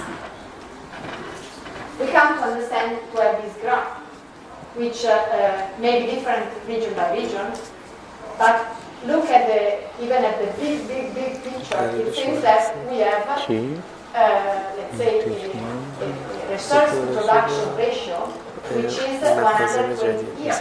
We compare the total amount of reservoir with the consumption, the yearly consumption, we can have an idea of how many years we can use these resources. And as you can see, even the best case, which is that of South and Central America, is 120 years. It's not 1,000. So guys, this means you're mapping, not 20 generations. Okay? This is quite a crazy indicator, because since when I was a young student at your place, the graph has not changed much. I remember that it was 18, 16, 17, depends a little bit on the region. But due to what we have said, new technology or improved technology and new discovery, this number has mostly remained the same. So those who were forecasting a peak oil and then a decrease in the oil reservoir availability, this has been contradicted by the reality. New reservoir has been discovered, new kind of reservoir, because compared to the traditional one, shale gas, tar, oil are very, very, very, very different. So this is what will happen. But at any rate, I don't care about 100 years, 150, 200, who cares? What we know is that for sure, sooner or later, we run out of this.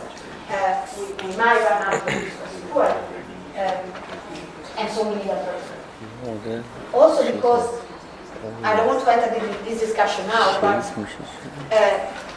the new reservoirs are more energy intensive and are more environmentally impacting. So yes, we are discovering new kind of reservoir, tar oil, shale oil, and these kind of things. But we are also increasing the cost, and we are also increasing the environmental impact of this. Okay? So this is a further consideration.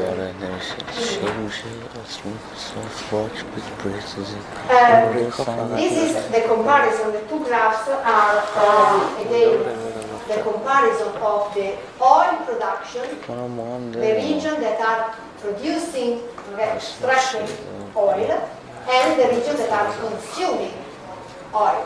Okay? So the comparisons among the two gives us an idea of energy security within the country. Because if you are a region consuming a lot of oil, but this is your own oil, then you have energy security. If you are consuming a lot of oil, and by the way, you are importing this oil, your energy security is not the same. So what we can see here is that the big region producing oil, let's say, is Middle East, which by the way is consuming only a piece of it. Look at the orange. This is the part producing, and this is the consumption. Look at this is North America. North America is coming to be, was not in a position to be independent, but now is mostly, not 100%, but it's definitely better than in the 90s. The graph goes from the 90s to today. Look at Europe. Europe is producing very few, but is consuming a lot. Even Asia Pacific is consuming a little bit of oil, is producing, but is consuming much more. So it means that they are importing. Okay? This is the kind of way you have to look at this graph. And this is the oil price. What can we say about the oil price and the oil fluctuation? As engineers, we should say that the price should go with the technology improvement. But this is clearly not happening with the oil price. And the reason are many, many more than only one single reason. For sure,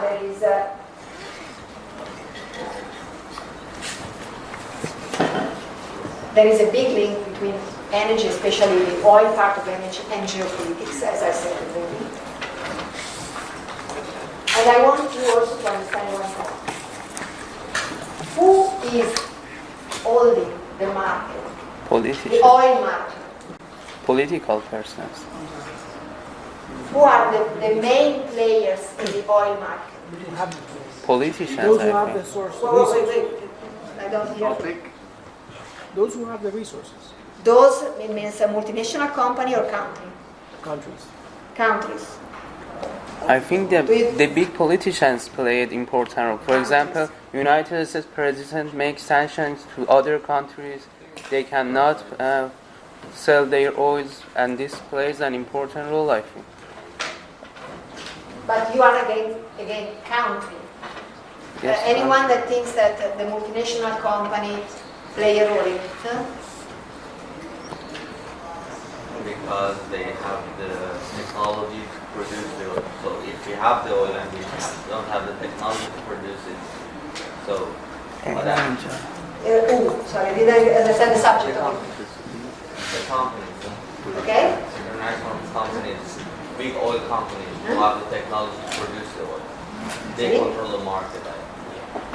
So you think that the multinational company controls the market? Anyone else having an opinion on it? Maybe a combination of countries and multinational mix. companies because they need the resources, they want to use, they consume the resources, and on the other hand, the countries want to sell their resources. So any other comment? I'm seeing that the comments come from those who are coming from producing countries. Basically Italian. You don't know anything about that. Any other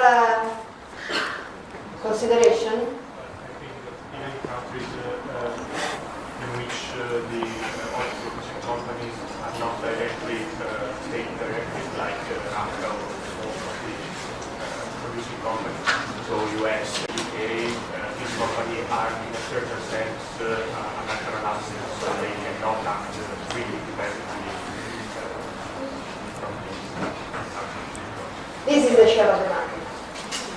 Look, it's a little bit older, so this is not very long. This is any longer. But just to let you know that the green one are the national company. The blue one are the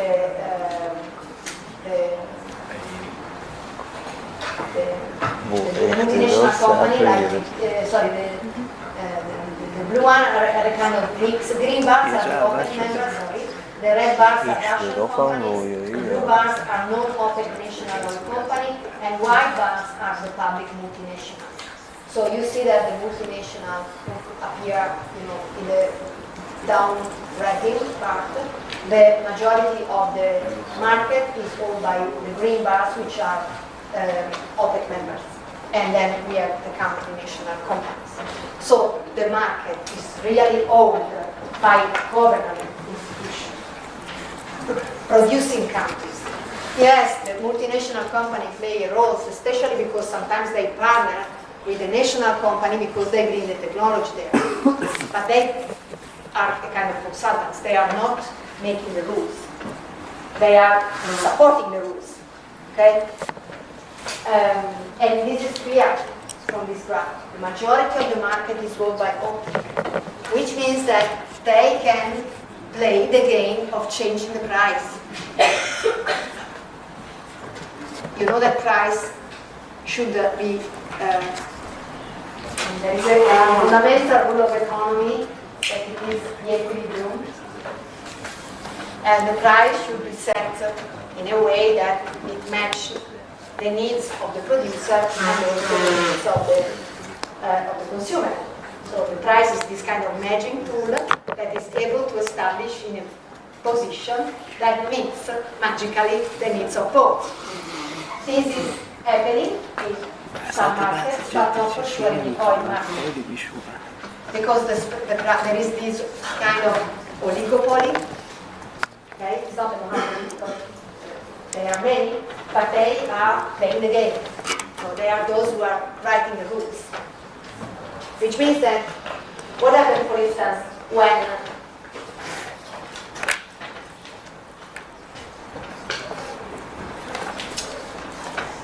the majority of the asset, of oil asset of the OPEC, they are still today, let's say, traditional oil and gas wells, and the so-called easy oil. They don't have much of the new shale, tar, and things like that. So when, for instance, some Latin American countries like Venezuela, like others, make the new discovery, but obviously this kind of new reservoir, they have different cost of production. Okay? This happened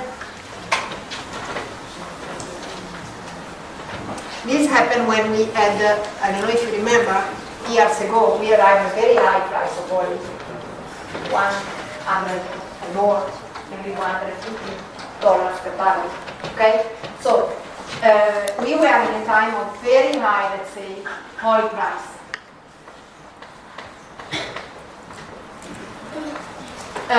And this time, this price was making convenient for a country like Venezuela or other countries relying on this new discovery to enter the market. Because, okay, I can extract my oil, my price is, let's assume that this is the price of the market. But the cost of extraction, let's assume that for the OPEC was this one.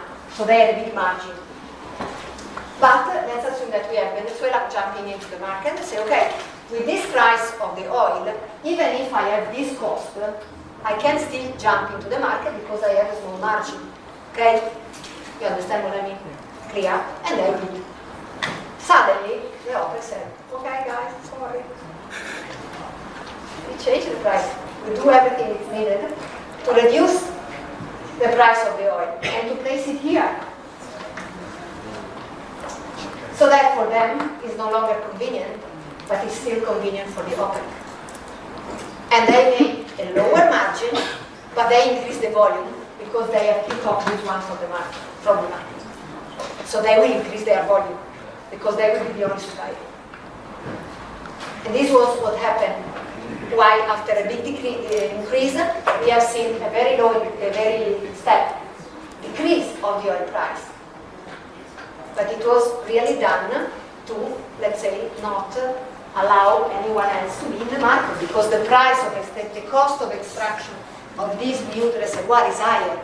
So provided that I keep a price that it is still convenient for me, even if at a lower margin, but it's not longer convenient for this one, they are out of the market automatically, and I gain because I have many more volume. That's the easy explanation.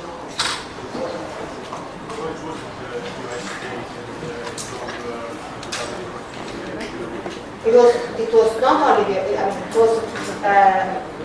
was also the addition of other, not only the oil shale. But it was not the US. They have made it more convenient for them because they have used the oil gas, the shale oil for their domestic. So they have escaped somehow.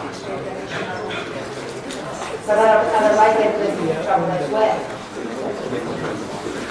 But those who are relying on exports this happened also in Nigeria. Nigeria cut out the GDP because they are a producing country, relying on a certain price of oil. Then what happened is the new price of oil, half of the GDP was cut, with a lot of consequences on the economy of the nation.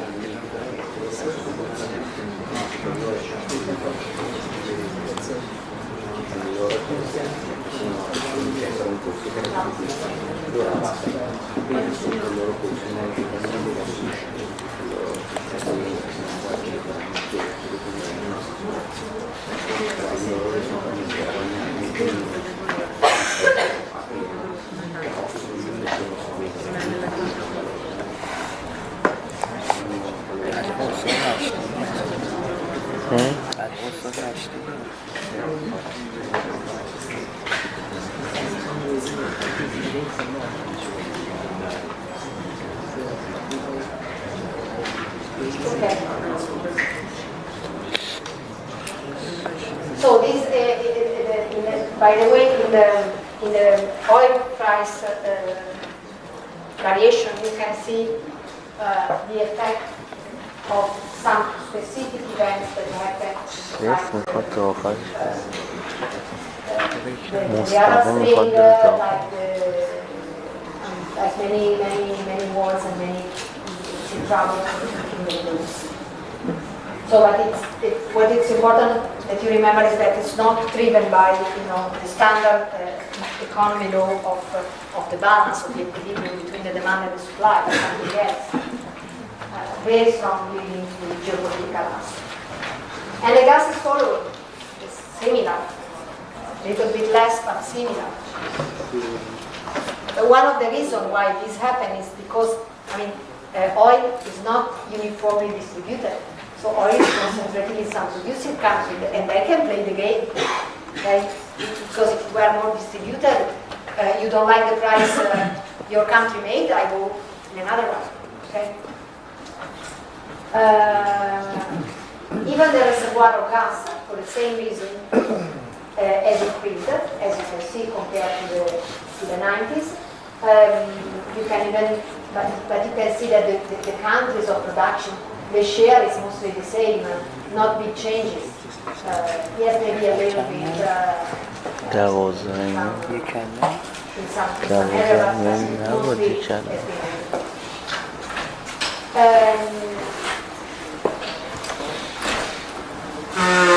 Again, if we make the assumption to divide the total amount of reservoirs by the energy that we consume through gas, we come out with the same number. It seems that after 100 years, everything will be finished, even if we cannot assume that no new reservoir will appear. But this is the general thing. So we are depleting our reservoir of fossil fuel, and the new one that we discover will allow us to take the resource at the higher price, either in monetary terms, either in environmental terms. The fact, and this is something I'm a little bit worried about. We use a lot of water, we use steam, so we use that, it's very energy intensive, we pollute water, so it's really complicated to understand, okay guys, this is the threshold, above this threshold we don't go because we are damaging too much our environment. This kind of consideration are coming to be included, and this is one of the driving force for searching for alternatives. This is the same graph as before, comparing the countries that are producing and with the countries that are consuming. So again, we can understand the energy dependency or the energy security of countries. Look at North America, which is mostly nowadays really self-sustainable because the production is greater than their consumption. We see that Europe is still playing the role of the region with less energy security because we use gas, we use oil, and we don't have much oil and gas to be used. And this is probably also one of the drivers for the big penetration of renewable energy in Europe and the attention to some policy that we will see on Tuesday. Also because, not because we are green thinking, but also because it's an issue of European independence, European security. Obviously, when you are in a position that you are, for instance, US, I don't want to comment Trump because please let me skip that, but if you are in a position to be self-sustainable because you have your national production and it satisfies your consumption, it's really difficult to think differently. From economic terms also. Okay? Then obviously you have to have a vision and perspective and be fair with the environment and everything, but it's also an issue of running your national economy. So if you have a kind of resources, you are tempted to use it, okay? Because it's your hope. It's very difficult to be very innovative when you are not in need. There was one very famous tense from Voltaire that was saying that vulnerability is the birth of innovation, or something like this. Because it's true, when you are sitting down, very comfortable in your sofa, with your glass of cold beer, watching television, there is no way to be worried about and to try to think differently, to be happy. So when you are in need, then you are more pushed to change and to do something like this. So I think this is also a very valuable consideration.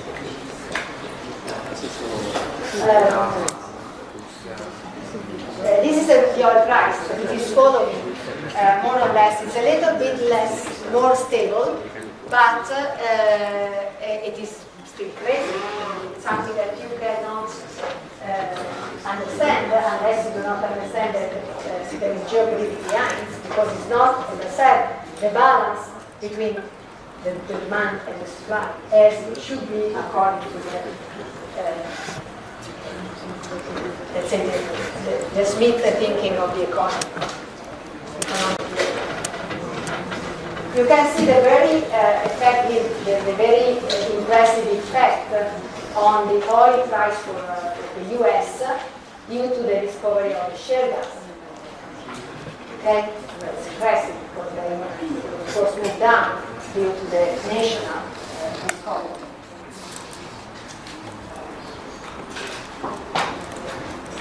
One of the consequences of the fluctuation of oil and gas is also for investors. Because when you have done the course of conversion, energy system conversion, and you have made your return of investment analysis, you have considered a certain price of the oil. But the power plant is due to last for, let's say, decades, 2 decades, 3 decades. So the price of oil will change. So your cost may change. So your return of investment may be strongly affected. So this was also one of the reasons, not the only one, but one of the reasons why in the electricity sector we have phased out oil. Not only because of environmental pollution, but because of the risk that was behind building a new oil plant. Because of the oil price, the gas is more stable. Okay?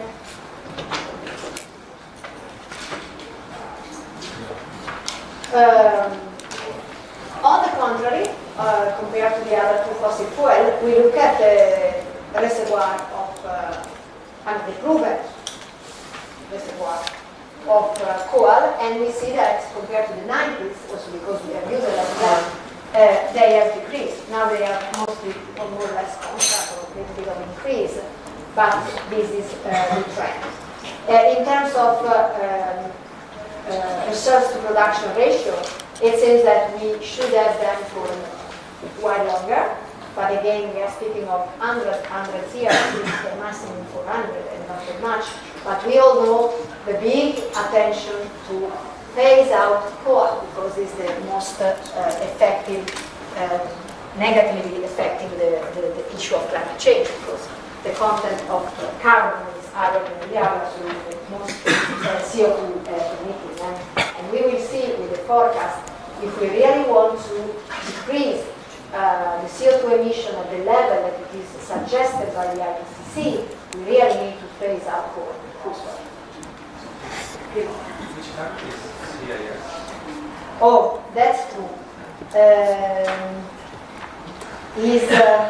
Look, let's do what we should do. I have looked at them some times ago, and now I don't remember. But we do what we should do. We look at the DP statistic, and we look at the glossary. At the moment, I have a big.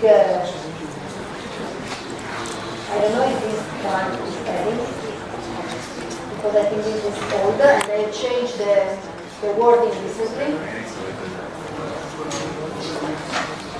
Look, I'm doing the same that you should do. No. Yes, Commonwealth of Independent States. It's a new application. It's very recently done. So you have Armenia, Azerbaijan, Belarus, Kazakhstan, Kyrgyzstan, Moldavia, Russia Federation, Tajikistan, Turkmenistan, Ukraine.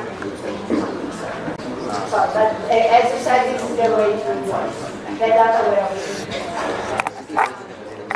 I think I have uploaded those statistics. I hope they work. Okay.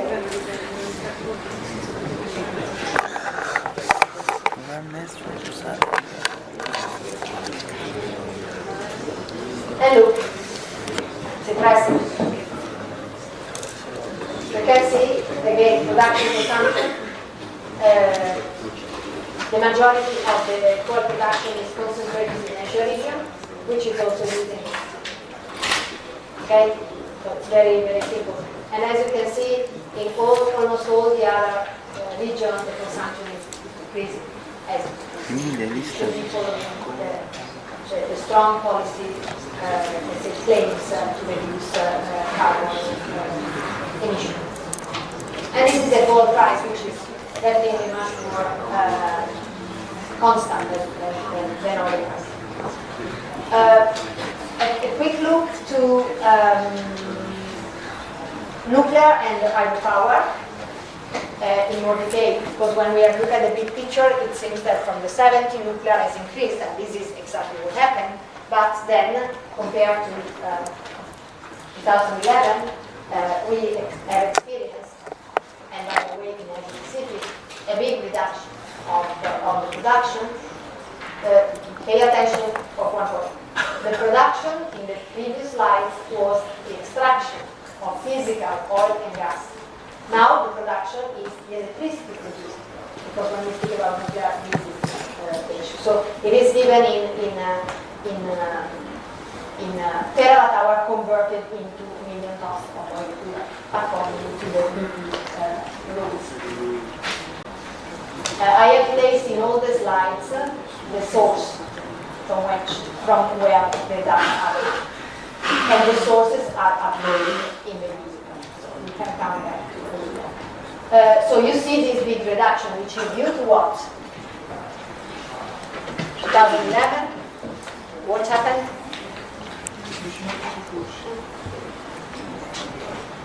Yes. We see. What happened in 2011 in Japan? After Fukushima, as you know, there was a very big discussion on how to keep on going with nuclear, which has affected not only Asia, as you can see, but also other countries. So there is a big debate, and we are going to see more later on with the points. And you see the effect, because it was increasing in different regions, not different slopes, but it was increasing. And then, after 2011, we see that some of the power plants have been switched off, some of the others have not been built or been stopped. So there is a big debate on the role of nuclear energy in the future energy needs, and we will discuss it later. What about hydropower? Exactly what I was saying. If you look at the OECD, North America, also South and Central America and Europe, the increase is, let's say, moderate. Those who are really building big dams are coming from Asia. It's quite evident from the yellow, spread up here. But this is consistent with what we have said before. It's impressive if you look at the other renewable increase, because it's really an exponential increase. With this data, it's very evident. It's like an exponential increase. With other renewables, we include the so-called modern renewables, which are all the renewables not including hydro, because hydro is given aside. So solar, wind, geothermal, and tide also, but contribution is low. So yes, we are moving from a very low base, but the increase is really exponential. And this is, the good side of the story.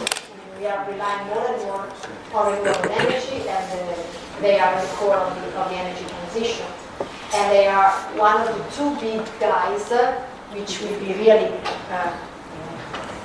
pillars of this energy transition. And the second one, the second big guy of the energy transition, as I said, is efficiency. We cannot think to an energy transition without always considering efficiency, because efficiency is the best way to reduce giving the same services to the people, which is what we want. And efficiency is very crucial in all the sectors. Don't think only as energy engineers to the efficiency on the supply side, energy production, but let's think also to the efficiency on the end-use devices. My laptop, my washing machine at home. Think to efficiency in the building sectors.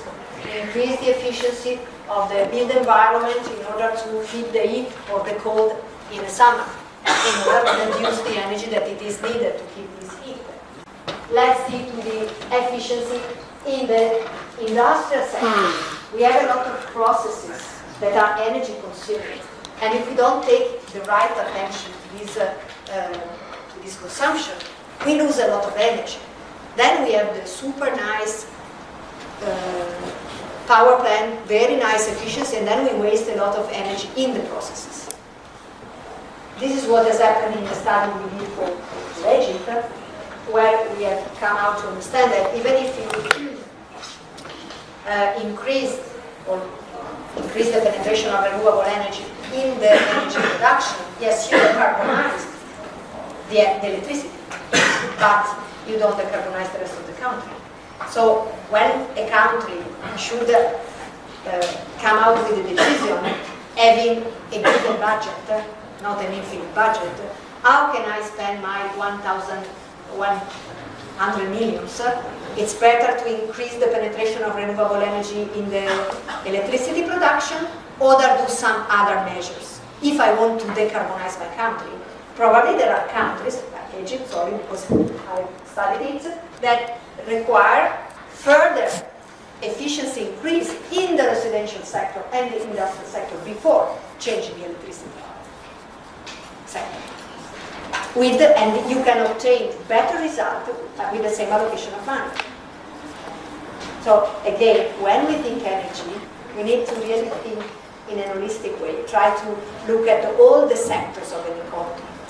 Otherwise, the risk is that we are too narrow. We make decisions that are good for the energy sector, but not so good for. So you can, in this very nice graph, you can see the uses of energy in the different sector, like services, like industrial sector, residential, transport, manufacturing, and in the second circle, you have highlighted the most, let's say, important subsectors in the area that it is very much. For instance, in the industry, you see that one of the most contributory markets for the residential sector is the space heating, one of the most relevant. For the transportation is passenger cars. But it's out. So here you have some, let's say, data that may help you when you do your thesis or any kind of analysis that gives you some indicators, for instance, how much energy per square meter of flat as an average compared to 2017. اون مورد زمان که استاد هست میگه. And you don't know which kind of number to use, you can come up to this graph and pick up some numbers if you want to make a calculation of energy consumption in the residential sector. And the same is for the energy that it is given per passenger kilometer in terms of the transportation sector. Remember this data because they might be used for the project work. When you will apply a policy, if it will be a policy in the residential sector or a policy in the transportation sector, you may come out to have the need to use some given indicators in order to calculate the overall energy that is consumed for saving. But remember that renewable penetration and efficiency are really going hand in hand in the energy transition. And that's the first part. So now we can take a break and then به زمانی که